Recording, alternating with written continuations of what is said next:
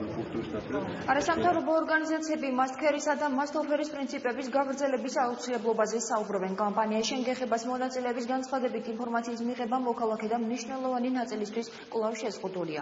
კამპანიის წევრები საქართველოს მთავრობას თხოვენ მასტქერისა და მასტოფერის პრინციპები გაგრძელდეს ციფრულ მაუწყებლობაზე გასვლამდე.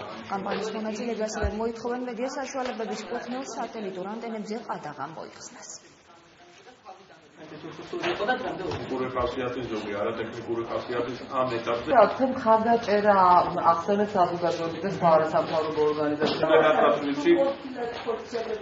დღევანდელი პრესკონფერენციით კამპანია შენგეხება იწყებს ხელახალ ტალღას, ასე ვთქვათ, აქტიური პროცესების და აქტიური კამპანიის. ჩვენ გვაქვს ორი ძირითადი მოთხოვნა ამ ეტაპზე. ერთი, რომ ის ძალიან კარგი მიღწევა, რომელიც უკვე ჰქონდა კამპანიას და შეეხებოდა მასტქერის და მასტოფერის პრინციპების შემოღებას წინასაარჩევნო პერიოდში გაგრძელდეს არჩევნების დღეს და არჩევნების შემდგომ პერიოდში და უფრო დიდ ხანსაც 2015 წლის 1 იანვრამდე ვიდრე ციფრულ მაუწყებლობაზე არ გადავა ქვეყანა, მანამდე მნიშვნელოვანია ის, რომ ამ პრინციპის მეშვეობით საზოგადოებას ჰქონდეს წვდომა სხვადასხვა ტელევიზიებთან, რომლის წვდომაც იყო შეზღუდული აქამდე.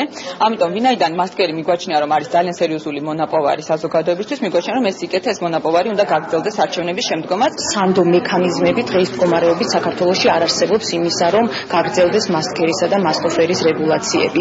შეიძლება მმართველმა გუნდმა რაღაც განაცხადოს და თქვას, რომ არიან მზად და გამოხატონ მზადყოფნა, თუმცა ვფიქრობთ, რომ უფრო სანდო იქნება, თუ კი ეს ყველაფერი გაფორმდება სამართლებრივად და კანონში შევა ამასთან დაკავშირებით ცვლილებები.